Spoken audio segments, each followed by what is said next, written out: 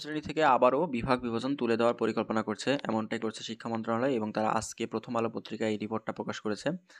আজকে তোমরা যেমনটা জানো যে 4 জানুয়ারি 2025 আজকে সকাল 10টায় এই নিউজটা তারা প্রকাশ করেছে এবং এটাতে এরকম কথা বলেছে যে নবম শ্রেণী থেকে আবারও বিভাগ বিভাজন তুলে দেবে তারা।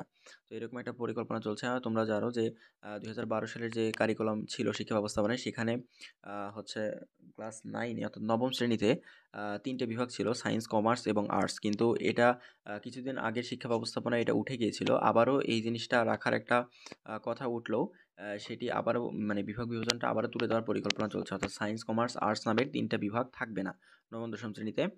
অর্থাৎ তোমাদের যে 4টা বই ছিল সায়েন্সের ফিজিক্স, কেমিস্ট্রি, ম্যাথ, বায়োলজি, এগুলো পরিবর্তে শুধু একটা বিজ্ঞান বই থাকবে এবং এটা সবার ক্ষেত্রে প্রযোজ্য।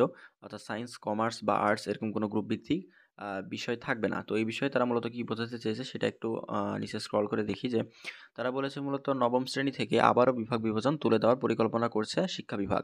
পরিকল্পনা অনুযায়ী নবম শ্রেণীর শিক্ষার্থীদের জন্য কয়েকটি বিষয় বাধ্যতামূলক রেখে অনেকগুলো বিষয় উন্মুক্ত রাখা হবে। সেখান থেকে শিক্ষার্থীরা তাদের ইচ্ছা অনুযায়ী নির্ধারিত সংখ্যক বিষয় বাছাই করতে পারবে। অর্থাৎ কিছু কিছু সাবজেক্ট আছে বা বিষয় আছে সেগুলো তাদের জন্য বাধ্যতামূলক রাখবে যে এইগুলো সাবজেক্ট নিয়ে তাদেরকে পড়তে হবে এবং সেগুলো বাদে সেখান থেকে কিছু কিছু বিষয় থাকবে যেগুলো উন্মুক্ত রাখা হবে। সেখান থেকে শিক্ষার্থীরা তাদের পছন্দ মতো সাবজেক্ট নিয়ে কিন্তু তারা পড়তে পারবে। আগামী শিক্ষাবর্ষ থেকে এই পরিকল্পনা বাস্তবায়নে উদ্যোগ নেওয়া যাচ্ছে। এটি হলে এবছরের মতো বিজ্ঞান, মানবিক ও ব্যবসা শিক্ষা বিভাগ বলে আলাদা নামে বিভাগ থাকবে না। অর্থাৎ এই যে শিক্ষাবর্ষ, আগামী শিক্ষাবর্ষটা দেখতে যাচ্ছি আমরা যে ২০২৫ সালের শিক্ষাবর্ষ। এই শিক্ষাবর্ষে থেকে এই পরিকল্পনা বাস্তবায়নের উদ্যোগ নেওয়া হচ্ছে। অর্থাৎ সায়েন্স, কমার্স, আর্টস নামের আর কোনো বিভাগ আলাদাভাবে থাকবে না। একজন শিক্ষার্থী তার ক্যারিয়ার পরিকল্পনা অনুযায়ী চাইলে বাধ্যতামূলক বিষয়গুলোর বাইরে পদার্থ রসায়ন বিষয়ের পাশাপাশি অর্থনীতি বা অন্যান্য বিষয় বাছাই করেও পড়তে পারবে। অর্থাৎ একটা শিক্ষার্থী তার ক্যারিয়ার পরিকল্পনা অনুযায়ী যদি সে চায় যে বাধ্যতামূলক বিষয়গুলোর বাইরেও পদার্থ রসায়ন বিষয়ের পাশাপাশি অর্থনীতি বা অন্যান্য বিষয়, অর্থাৎ যে ভবিষ্যতে সে কী বিষয় নিয়ে পড়তে চায় বা কী হতে চায় সেটার উপর ভিত্তি করে সে কিন্তু সাবজেক্ট চয়েস করতে পারবে নিজের ইচ্ছামতো এবং সেই সাবজেক্ট নিয়েই তারা কিন্তু নবম দশম শ্রেণীতে অধ্যয়ন করতে পারবে। তো এই বিষয়ে মূলত তারা এখানে বলে দিয়েছে। নতুন শিক্ষাক্রমের আলোকে গত বছর নবম শ্রেণী থেকে বিজ্ঞান, মানবিক ও ব্যবসা শিক্ষা বিভাগ তুলে দেওয়া হয়েছিল। এটা কিন্তু আমরা দেখেছিলাম যে গত বছর বা গত শিক্ষাবর্ষে নবম শ্রেণী থেকে বিজ্ঞান, মানবিক এবং ব্যবসা শিক্ষা বিভাগ তুলে দেওয়া হয়েছিল। তবে এই প্রক্রিয়ায় বিষয় নির্বাচনে কোনো স্বাধীনতা ছিল না। সব শিক্ষার্থীকে বাধ্যতামূলক 10টি অভিন্ন বিষয়ে পড়তে হতো। পরিকল্পনা ছিল দশম শ্রেণী পর্যন্ত সবাইকে অভিন্ন বিষয়ে পড়িয়ে একাদশ শ্রেণীতে গিয়ে বিভাজন হবে। অর্থাৎ একাদশ শ্রেণীতে গিয়ে সায়েন্স, কমার্স বা আর্টস নামের 3টি বিভাগ করবে, কিন্তু 9-10-এ এই জিনিসটা রাখবে না। এটি তারা বলেছিল মূলত। এক্ষেত্রে উচ্চ মাধ্যমিকে বিজ্ঞান, মানবিক ও ব্যবসা শিক্ষার বিষয়গুচ্ছ থাকবে না, থাকবে।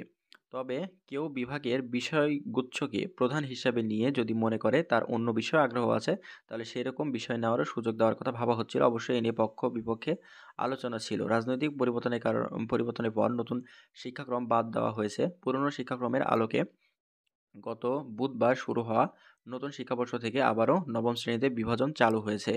এতে একজন শিক্ষার্থী সেই পুরনো ব্যবস্থার মতো বিজ্ঞান, মানবিক ও ব্যবসা শিক্ষা বিভাগে পড়বে। সেখানে বাধ্যতামূলক বিষয়ের পাশাপাশি বিভাগভিত্তিক আ নৈ নৈর্বাচনিক 3টি বিষয় নেবে। এর পাশাপাশি আরেকটি বিষয় ঐচ্ছিক হিসেবে নেওয়ারও সুযোগ রয়েছে। এনসিটিবির একাধিক কর্মকর্তা এই পরিকল্পনার কথা জানিয়েছেন। একজন কর্মকর্তা বলেন, পড়ার জন্য মোট বিষয় থাকবে 10টি। এর মধ্যে বাংলা, ইংরেজি, গণিত, তথ্য ও যোগাযোগ প্রযুক্তি অর্থাৎ আইসিটি যেটা আছে এটার পাশাপাশি ধর্ম বিষয়ের মতো 5টি থেকে 6টি বিষয় বাধ্যতামূলক রেখে বাকি বিষয়গুলো উন্মুক্ত রাখা হবে। সেখানে তারা ইচ্ছামতো সাবজেক্টগুলো নিয়ে কিন্তু তারা অধ্যয়ন করতে পারবে বা পড়তে পারবে। তো এটাই মূলত শিক্ষা মন্ত্রণালয় থেকে আজকে বলা হয়েছে। তো এই নিউজটাই মোটামুটি ছিল যেটা প্রথম আলো পত্রিকা তোমাদেরকে প্রকাশ করেছিল যে সায়েন্স, কমার্স, আর্টসের মতো সম্ভবত তোমাদের আর এরকম বিভাগ বিভাজন থাকবে না। তোমরা নিজেদের ইচ্ছামতো বাধ্যতামূলক সাবজেক্টগুলোর পাশাপাশি ইচ্ছামতো ঐচ্ছিক সাবজেক্টগুলো নিয়ে তোমরা পড়তে পারো। তো আমাদের চ্যানেলে এই নিউজটাই এখনকার মতো ছিল। এটি তোমাদেরকে জানিয়ে দিলাম।